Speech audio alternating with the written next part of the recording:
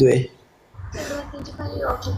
Kanaaf maaliif du'e ka jedhuufi cubbuu ala namaa irraa qulqulleessuudhaaf jechuun Yesuus namaaf cubbuurraa fayyisuudhaaf ala namaa fayyisuudhaaf du'e. Du'e immoo achiin namni du'amoo ka'ee jedha. Ka'ee mirga abbaatti ol ba'ee jedha. Dhiifama dhala namaa fayyisuudhaaf dhalli namaa eessa dhukkubee ture? Dhalli namaa eessa dhukkubee?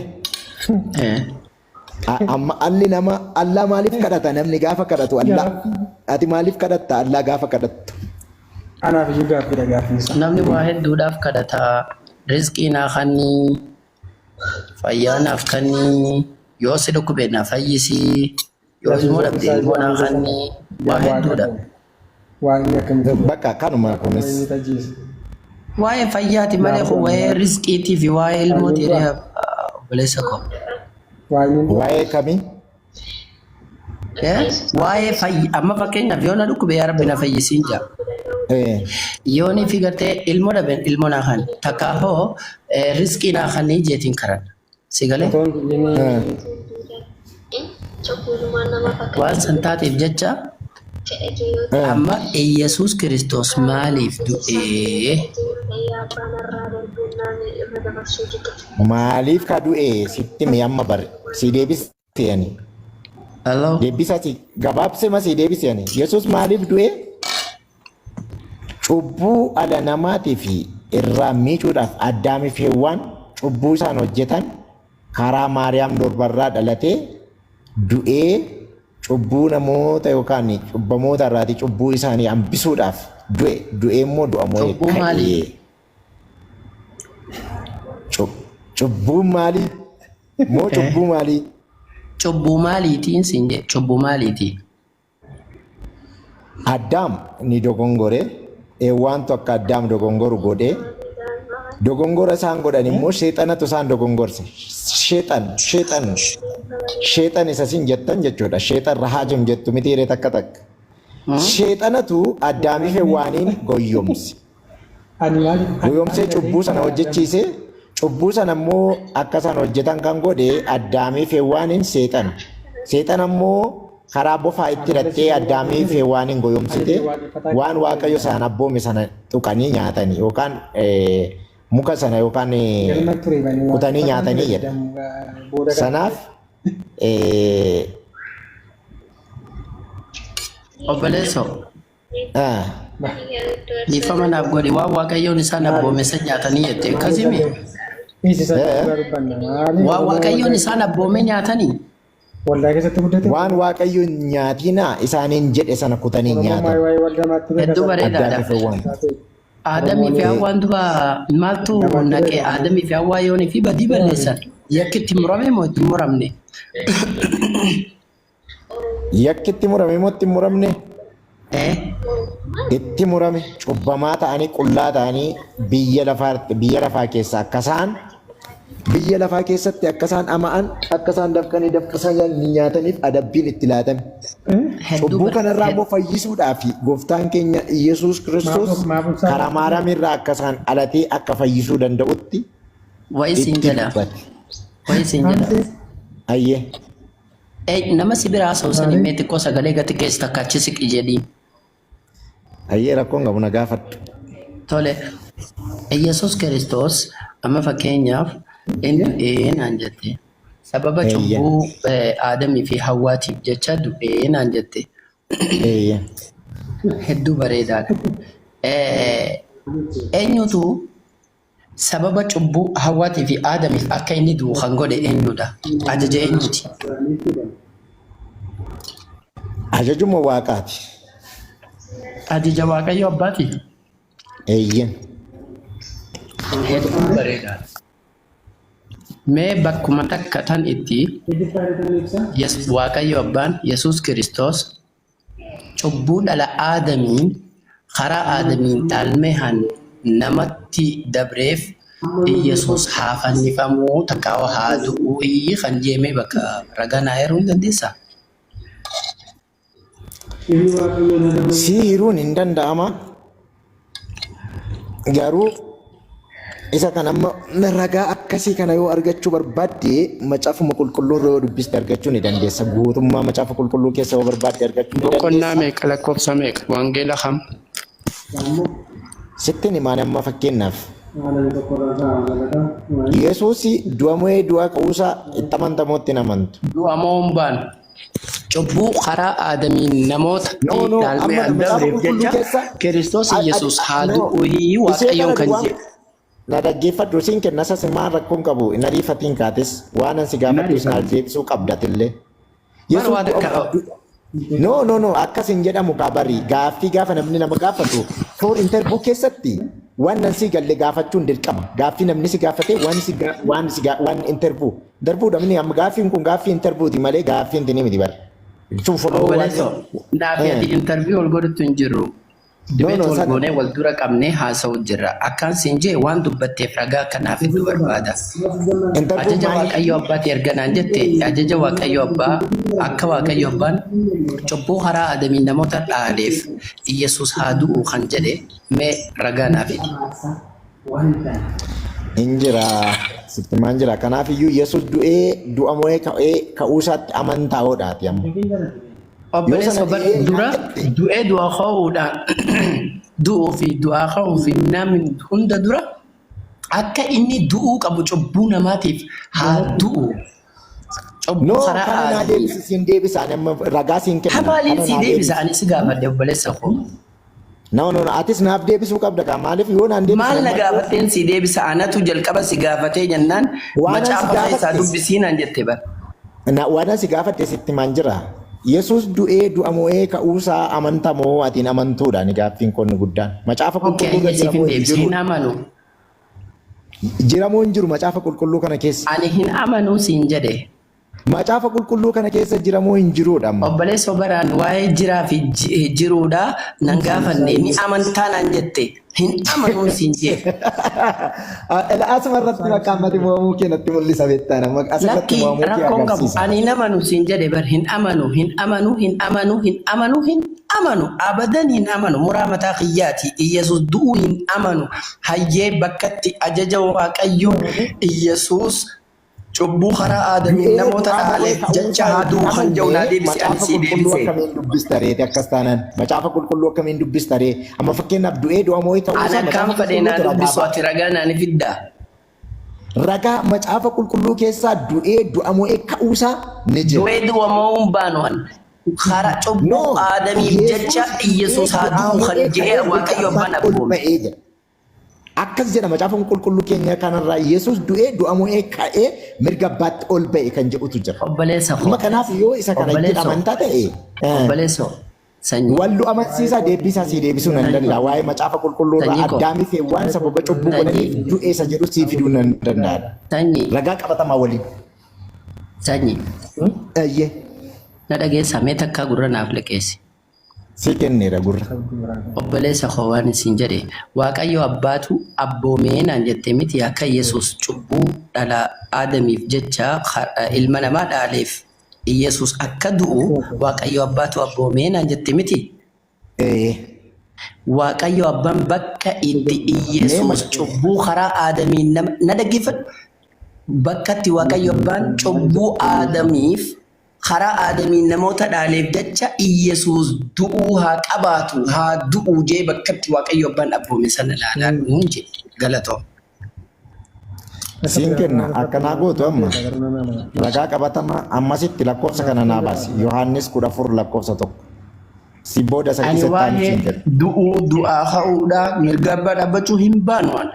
Waaqayyo abbaan bakkatti abboome naaf idin jedhe. Raggeeffadhu ati amma waa'ee sanaa sooyyuuti lakkoofsi kun hin beektu ati iyyuu macaafa qulqulluu jechuudha akkas taanaan.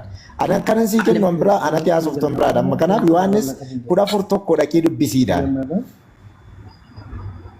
14 kijau Yesus barattoota garaa keessan irraa fimmiin Waaqayyotti amanaa anattis amana abbaa koo keessa iddoon jireenyaa baay'ee jiraati dhumatte. Bakka dhumatti kanuma bakka Yesus maalammaa Yesus beekuun. Obboleessa ani waa'ee mana abbaatii fi waa'ee amanaa fi waa'ee kafaraan dubbanne bakkatti Waaqayyo abbaan cubbuu aadamiif jecha karaa aadamiin namoota dhaalteef jecha Iyyasuus du'uu qaba jee bakkatti abboome naaf isin jedhe. ilmi dhalataa jedha. Macaafa qulqulluurraa. Gabrieliitti dhaqeeti gaafa Maariyaamitti dubbate inni ulfooftaa hafuuraan ulfooftaa kan dhalatu kun immoo sirraa hin dhalataa hin du'a moo hin ka'aa jedhetti dubbata macaafuma qulqulluu kanarraa. Boqonnaa meeqa lakkoofsa meeqa? So kanaaf iyyuu qoy kana na rifachiisiin kaatina rifachiiftaa bare ani sitti kennu siif kennan jira ragaa sirriitu jira salma hin jiru jettan kana miti bar waan ragaa qabatamaa ani wanta akkasiin hin jenne bar raguma naa fidi jedhee. Amma ragaa kana yoo argatte wanta ati waadaa galuu qabdu amma asirratti waadaa si gashe kana siin kennaan ammuma baaseen sii kennaan dubbifattaa warra as keessa jirtan kanallee ni amansiiftaa pheenxee jechuudha. Oguma kana yoo oguma jiraachuusaa argatte maal gootammati maal fudhattammati yoo hin jiraanne waanis piroomaayisii sii galaani kana waan ati beeku. Bakki amma nuti jirru tuni mannaa fashaa dirreedha waan jirru takkaawoo qafiira hin jiru waan siin jedhee atillee waan dhugaa macaafa keeti wanni kun amantiidha lubbuudha waan macaafa keetira jiru wangeela kanaa boqonnaa kana lakkoofsa kanatti waan akkanaa jaa of qulqulleessuu fi dhugaa if biraa qabdu sana dhugaa sana lafa kaa'uudha. Kana keessa jira malee waa'ee maal gootaa fi yoo kana akkas taata keessa hin jiru dhiifama bakka sanaaf laadhu galatoomi nama baay'ee si dhaggeeffachuu jira. Rakkoon qabu nama 133 jira. Kun waan nama makana baay'ee bal'aa miti. Haa ta'u waan nammati ani gaaffiin anis gaafadhu maaliif hin fudhattu ati? Dhugaa ta'ee kanatti amma fakkeenyaaf dhugaa miti jettee nama mormaa jirta. Dhugaadhaa macaafa qulqulluu irra hin jiru. Macaafa qulqulluu keessan keessa hin jiru jette. Kaayyoomti qoyi na dhaggeeffadhu. Ani ni jiraaf hin jiru hin dubbanne raga ni jira uman sin je naan jette hayyee naa fidii uman sin je dhumatte ani jiran jenne hin jiru hin jenne ni jira jeensi gaafadhe gaafi ni jira naan jette deebiidha. Eega akkas taate hayyee naa fidii bakka tam jira uman sin je jabaadhume. Jabaanna arraba keessan nan jalqabiinaa malee. Arraba keessan nan jalqabiinaa baay'ee nama rabsa mana kana keessa ka jiru namoonni takka bare arrabni isaanii baay'ee dheerate. Amma sambira kuti dhiisi maal jennaani abjuu sodaadhaa hirriba dhabanii jetti Oromooni firraatti dhiisi deebi'uma wanta boqonnaa meeqa lakkoofsa meeqa Waaqayyo abbaan Iyesuus kun cubbuu karaa aadamiin namoota dhaaleef jecha du'uu qabaa haa du'u. Siif hin deebisa na dhaggeeffadhu. Kaayyoomti gaaffii yookaan mana kanaatii yookaan ergamni mana kanaatii maali mee naa ibsimee asirraa? Gara booda irratti walii ibsina obboleessoo waa'ee kaayyoo mana kanaa deebii irratti xiyyeeffatu.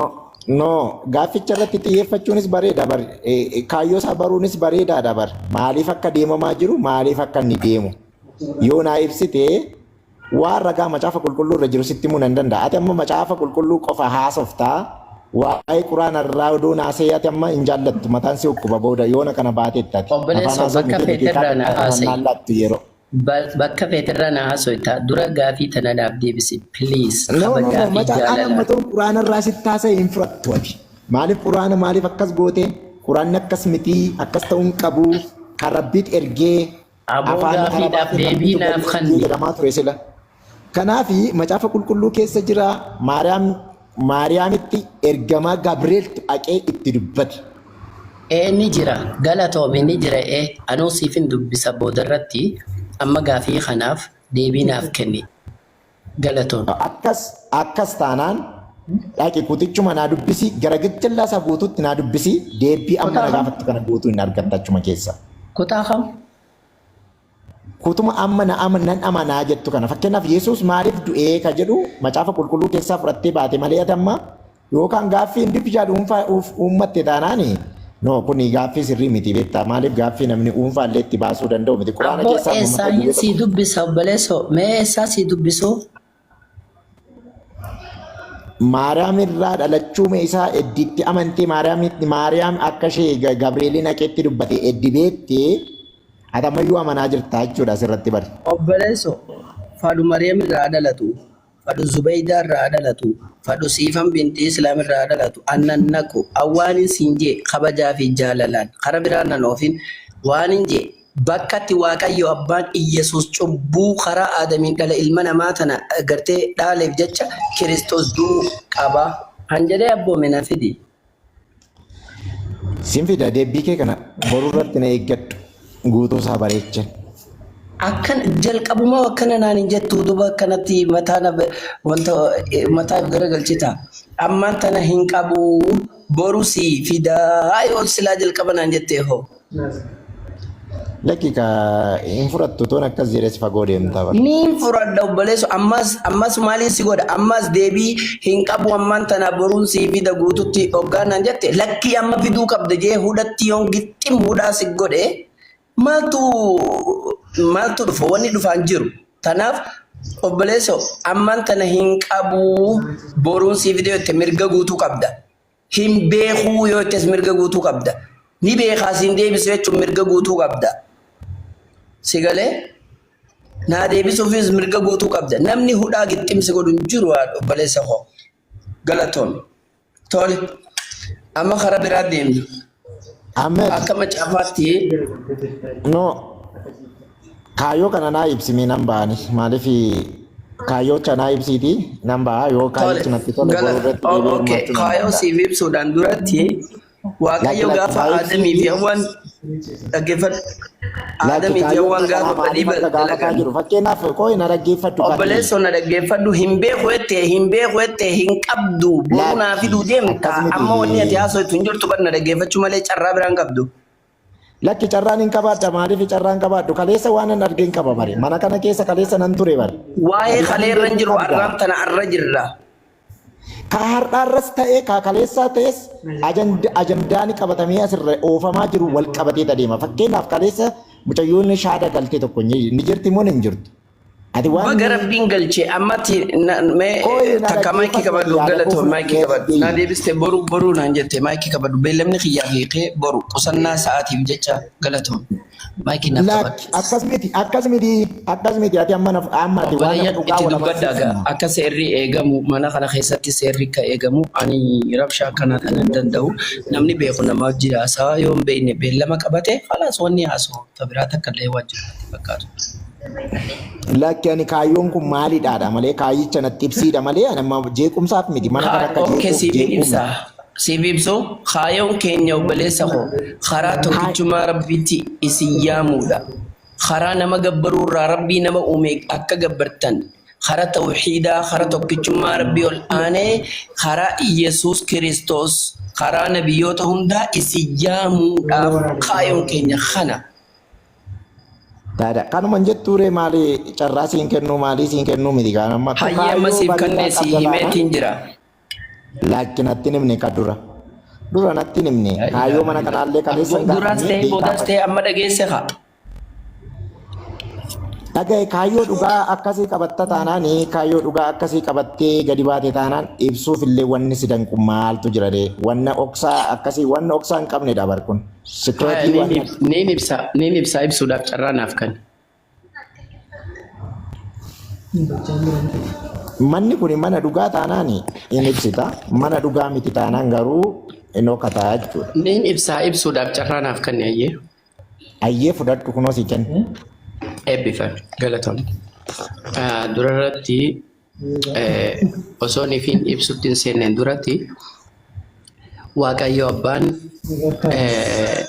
gaafanii fi Aadamii fi Hawwaa akka hojjetan badii cubbuu gaafa hojjetan Waaqayyo abbaan jannatarraa erga baasee booddee dubartittiidhaanis adaba irra kaaye sababa cubbuu isaaniitiif. Akkasumaami? Akkasuma laguun isheetti akka dhufu abboome. Laguun akka itti dhufu xuriin laguun ji'aa akka itti dhufu sababa cubbuu isin hojjetterraa kan kee Waaqayyo dallanee yakkatti mure laguu abaarsa jechuudha. Inni lammataa immoo cimiimuu dhalarratti dahumsarratti in rakkattaa jeen. Akkasumaami? Akkasuma cimiinsu guddaatiin deessaa jedhu. Indeessaa in rakkattaa. Talla sadaffaadhaa immoo abbaa manaa kee in hawwitaa jeen. Akkasuma mire? Tole gaariidha. Mee loojii kaanii wanta akkasii gaafadha. Erga Waaqayyo akkas jedhee itti mure cubbuu sila achi keessatti hojjetaniif jecha laguun dhuftee dabalataan Ahmed kan addaamis naa ibsaa deemi. Addaminillee gartee dafqitee nyaataa jennu mitiire Akkasuma jedhee in dadhabdaa jennu dadhabdee waan lafarra facaafattee lafarraa biqiluun nyaattee jiraataa jennu mitiire. Tole bareedaadha. Obboleessa koo cubbuu saniif yakka gaafa Waaqayyotti mure amman tana bara dheeraa keessatti cubbuun san ittuma jira. Karaa Aadamiinis dhiirri ilaa hanga arraan tanaatti dafqeetuma qotee facaasee irraa mureetuma nyaata itti dadhabee. Dubartiinis karaa Hawwaatiin erga guyyaa sanii laguun xuriin ji'arraatti dhufti ji'arraa. Cimiimurratti illee hedduu rakkachaa jirti. Dabalataan abbaa manaallee hawwuu itti jirti. Osuma akkasii deemu jiranii Kiristoos Yesuus dhufe. Akkasumaami? Akkasuma. Kiristoos Yesuus immoo cubbuu Aadamii fi Hawwaan hojjetan tan Waaqayyo sababa sanii jannataa baasee yakka itti mure. Sababa saniif erga yakkatti murellee dhalli dhala Aadam dubartiinis gara Hawwaatiin dhiirrinis gara Aadamiin ilaa hanga Yesuus dhufutti cubbamaadha. Waaqayyo wajjin walitti araaramuu hin dandeenye. Akkasumaami? Akkasuma jedhan. Aadama hoggaa dhalate Yesuus hoggaa dhalate immoo fannoo irratti ol ba'ee dhiiga isaa lolaasee Waaqayyoo fi namoota walitti araarse. Akkasumaami? Akkas jedhee. Hedduu galatoon. Erga Yesuusii fi Yesuus namaa fi Waaqayyoo walitti araarsee cubbuun san hundi dhiiga Yesuusiin kan dhiqamee kaafamu tahe. Dubartiin ilaa amman tana laguun irraa dhaabbattee moo oolte tokko maaliif jennaan duraan wal loluudhaaf jecha Waaqayyoon abaareen laguun akka itti dhufu abaare. Abaarsi sun erga waliif fayyanii laguun irraa dhaabbattee moo oolte tokko. Inni lammadaa cimiimurratti gahumsarratti ni rakkatta jeen abaarsa kunillee sababa wal dhabaniif cubbuu isaaniitiif. Okay, erga Yesuus cubbuu tana dhiiga isaatiin dhiqee fannoo irratti ol fannifame dubartiin laguun itti dhufuun dhiisee jira. Maaliif Waaqayyo waliif fayyan Yesuustu fannoo isaatiin waliif fayyise dhiiga isaatiin waliif fayyise waan ta'eef dubartiin laguu dhiiftee. Okay, dubartiin cimiimurratti dahumsarratti rakkachuu dhiiftee lama sadaffaan immoo dubartiin abbaa manaa hawwuu dhiifte moo hin dhiifne? Aadam hoo hortee dhiirti qotachee facaafattee itti laffaatee dafqitee dadhabdee nyaachuu dhiiftee jirti. Eebbifame. Mee naa deebisi. Ayyee bareedaa. Ahmed baay'ee dubbachuun natti hin tolle maaliif bitta namni negative thinker kaleessa illee waan baay'ee barreessa abaaruma barreessa manni kun immoo mana abaaraa yoo ta'e ogumayyuu sirumayyuuti manichi mana abaaramaa jechuun hin danda'a maaliif nama akkasii Sanyii akka magaalaa daarektii deebisii haasaan biraanis komantii ilaalee ijoollee. Akkasuma abaaraa har'alleen abaaraa jira jechuun abaaramtoota waan akkasii naasaa yoo ta'e oguma nama beekaa yoo ta'e fuuldura bahee ol bahee akka keessan kanaatti haasaa namni kun. Waan hin beekne jala taa'anii barreessuun obboleessa koo sanyii koo maayikii badadhu maayikiin irratti qabdee bari no maayikii irratti hin qabinaa ijoo maayikii irratti hin qabinaa inni nama dhiiraati nama of beeku kabajaa fi jaalalaan wajjin haasa'uu jira waan ta'eef maayikii illee irratti hin qabinaa dabalataan atillee wanni sirra jiraatu wanni nuti haasa'uu jiru waan qabatamaa waan ta'eef. Ahmed rakkoon jiru maali beektaa mana kana keessa rakkoo gurmuuti. Rakkoo gurmuuti. Rakkoo gurmuu immoo hin barbaachisu beektaa. Ammati nafaan haasofta taanaan waan ati nafaan haasoftu kana yoo ati dogongortees gargaaranii dhaabbadhu achitti siin jedhanii taraa dabaree sii fudhachuu. Kana achitti waa'ee nama kanaa yeroo namni dubbatutti muutiin irratti qaban. No kun rakkoon qabu miti. Okay, amma kana dhiisi. Bira kuti haadha koo. Bira kuti amma muutii yoo qabe rakkina qabu. Itti himeetii jira. Kanaaf mootii yoo qabatan Itti himeetiin jira, itti himeetiin jira, itti himeetiin jira, itti himeetiin jira. Hin tuqina, hin tuqina, hin tuqina, irratti hin qabina, irratti hin qabina. Gara deebii galatoo naa deebisi. Namicha kanatti ittiin nagatiivii Ittiin hima. Namicha miti namichi tuuniin hima ati gara deebii galatoo. nama nagatiiviin ofirra barreessee taa'u kun nagatiivii jireenyuma isaatu kanaaf ani baay'ee haasa'uu hin danda'u. Sirriidha. Waa'ee dhiisee ammantan amma gara deebiidha haadha koo. Yoo hin beekne hin beeku. Yoommoo naa deebisuun feene si deebisuun fadhu. Takkaa'oo yoo qabatti naa qabi naan jee. Yoo nifi ammatti hin mijaa'in ammantan ittiin qophooyne naan jechuudhaas mirga qabda obboleessa koo. Akka waan biraa dabarru. Amadi haasa'uu hin dandeenye beektaa maaliif hin haasofne beektaa wanni namni si tuttuqu keessatti iyyuu sirrii miti beektaa maaliif sammuu namaatti bu'aa deebii argachuu hin dandeessu nama aarsi ta'e amma deebii maarraa argattame yoo ni si aarsi ammati deebii na anis gaafadde deebii na deebisuu hin dandeessu haasa'uuf illee carraan ati haasa'uu gara kanaatti dhufa waan ta'eef. Abbo Iyesuus Kiristoos waan jedhe bari maddii kee mirgaa yoo si qabaadhan maddii kee bitaatti qabi jedhe malee akkanatti dila kana deekkami deebii dhiisin jenne bari.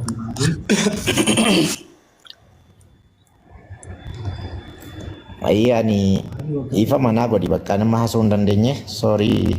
Mirga guutuu qabda obboleessa koo. Bor wala garra maaliif baay'ee na aarsa beektaa abaaramaa maal gaafa jedhu amma makkanatti dhagaame natu beekaa agarkoon qabu yeroo biroo walitti deemnee haasofna naa galatoomate illee guddoo eebbifame. Gaafii kana qofa deebisi Filisxeenyi mee al tokko rakkoon qabu suutee dhamee waliin dubbatamu. Ati waan aartuuf hin qabdu barsiisaadha jedhaa ijoollee illee suuta jedhiitti ijoollee kana waa ibsime kan siin jedhan ustaawi mee waan hunda awwala qabee taaru ciniinfuu argaa dhufanii hammoona haadholiin keenya laguu argaa jiru ammas argaa jiru dhiirri qotee nyaataa jira ammoona lafa qotaa jira. Yesuus Kiristoos kan inni saqqalameef kan inni fannifameef kan hambisuuf immoo kan hambisuuf miti. Ammayyuu cubbuu hambisuudhaaf. Qoy kan hambisuuf immoo kan hambisuuf miti dhagaafiin keenya. Cubbuutti deebina cubbuu miti kunni. Sababa cubbuu jaraati miti kan irra kaan.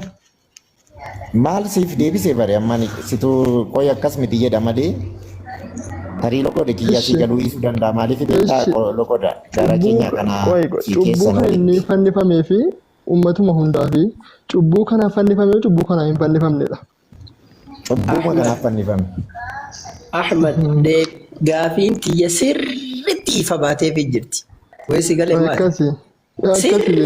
Kilir godheeti qulqulleessee addaan baatee fi xiqqoo.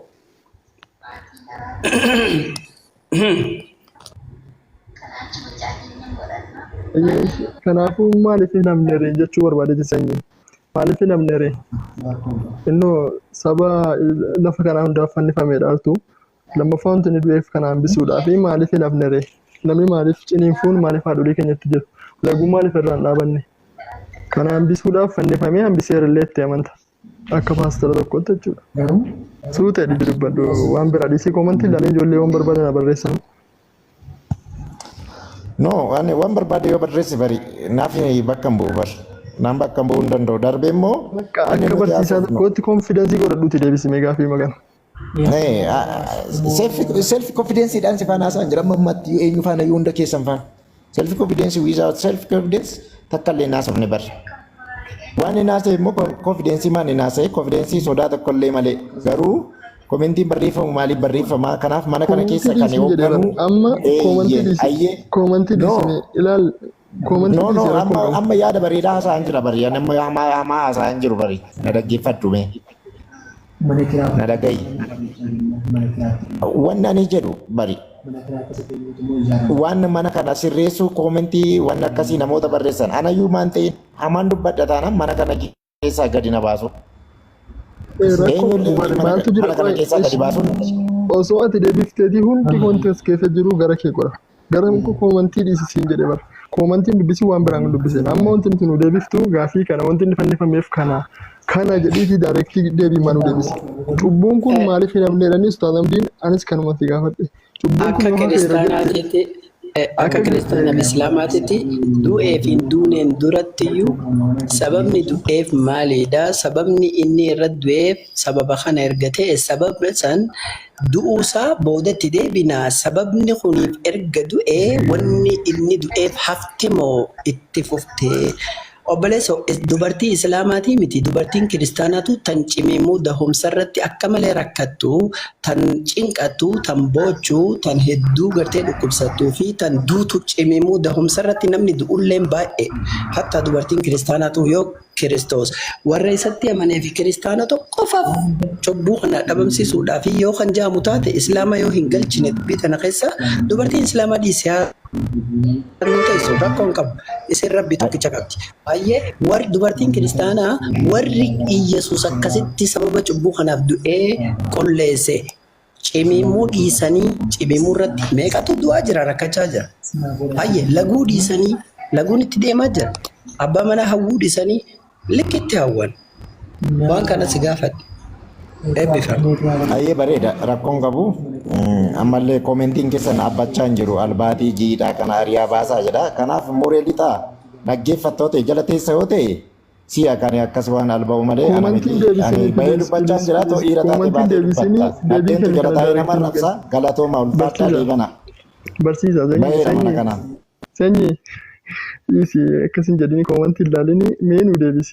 Yoo hin beeku jette immoo hin beeku jedhee baradhu waan yoo kan lallabaa ta'an guyyaa guutuu guyyaa guutuu isiniif jecha jedhee du'ee usaan akka jedhaa oolan kun ijoolleen natti maaru isiniif jecha du'ee isiniif jecha wanjalli kun isinirraa wanti hamma dubbatamaa hafe dubbanne haa turre kun isiniif jecha jedhaa oolan garuu yeroo Ahmed namni yaada isaa bilisaan Ahmed namni yaada isaa bilisaan ibsachuu kan danda'u bakka goolii fi waci hin jirretti yoo ta'e qofa. Deebii sirriillee argachuu kan dandeessan namoota keessan kana warra koomentii hadhaawaa akkasii barreessan jechuudha. Summii bofa nama itti fakkeessanii barreessan kana isaanin gorsuu isaanitti himu keessumaa immoo ijoollotuma keessan warra maqaa musliima baatanii as kana jala taa'anii maal ilaalaa jiran. Barreessaa hin barbaadan. Isaaf miti kan inni dhaaruu deebisuu dhuma dandeenya waan ta'eef ustaadhaan diitti fufaa bakka baay'isaa dubbisaa. Quraanni keessan akkas jedhee inni ajaju bare arrabsaa barreessaa jetta taanaan ati iyyuu dogongoraa jirta. Arrabsaadhaan jiru siin galle malee. Lakki barreessaa arrabsaa jechaa jirta miti. Obboleessa hojjedeetiin sitti haasa'u jira sanyii. Obboleessa hojjedeen kan rajaan sitti haasa'u jira. Ani eekama miti bari waan eekamaallee miti koomentiidha malee kun eekamsaa miti takkallee eekamsa naasoo. Okay, maayikii qabaddu haadhoo koo kabajaadhaan eebbifame. Hayyee guddoo galatoomaa ulfaadhaa manni keessanii manuma nagaa siniif haa ta'u jabaadhaatti fufa galatoomaa. Shaada jennaan shaaduu dandeenya hin beekamu boru iftaan kanaafiyyuu galatooma. Shaada jennaan. Tole ayyee galatooma. Garuu ammalaan kabajaadhaan addaan xumuranne taa immoo walitti waliin kaafnu ofirraa dhiisi. Eebbifame. Lakki yaada si kenne. خلاص يا دخيتي بيفهم فلان يا دخيتي سأدري منين دور باجر إنسان كيس دنيا تفكر darbachuu dandeessa darbachuu miti yoo baaste kun maarakoo qaba. Miti bar Abbo maayikii qabadhu khalaas sanyii. Mana aangoo si darbachuu dhibbaan dhibbattiin qaban beekan dhiise malee si waan sana irra hin jiru mana nu darbataa irra hin jedhe bar walumatti qabe. Tole maayikii qabadhu mee namni biraa baay'isaa hoottu baay'isaa as deebi.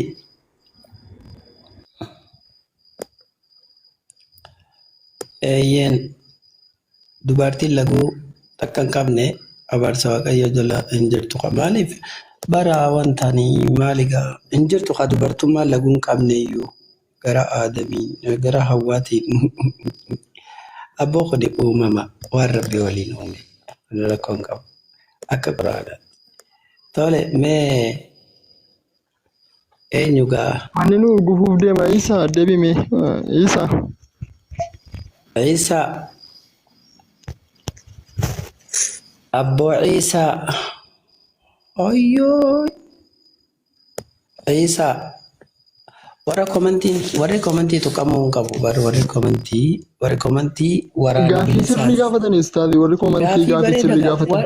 Waan Namni takka arraba tokko illee hin jiru. Kanaaf osoo waa arrabsanii nutu dura lakkii jaan. Ifiifuu warri komantii walirraa nama dhoorka dhiisi jaanii wal dhoorkan. Namni hamtuu barreessellee hin jiru. Dabalataan waanuma dhugaa dubbatu jiran. Namni gartee Ustaad Muhammad dubbisaa mi'aal tokko ustaad. okay. Waalaikum. Ustaz Muhammad waalaikum assalam warahmatullahi wabarakatuh. Ustaad akkam jirtan? Itu Syekh Ali. Angkam. Awal lagi apa ya Ustaz Muhammad asam bulti. Wali galtani.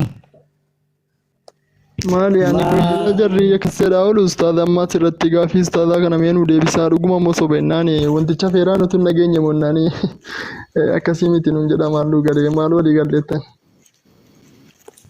Kanaaf. Sun isa karaa cubbuu addaamiin dubartiin ciniinfattee da'uun boofti nama ciniinuun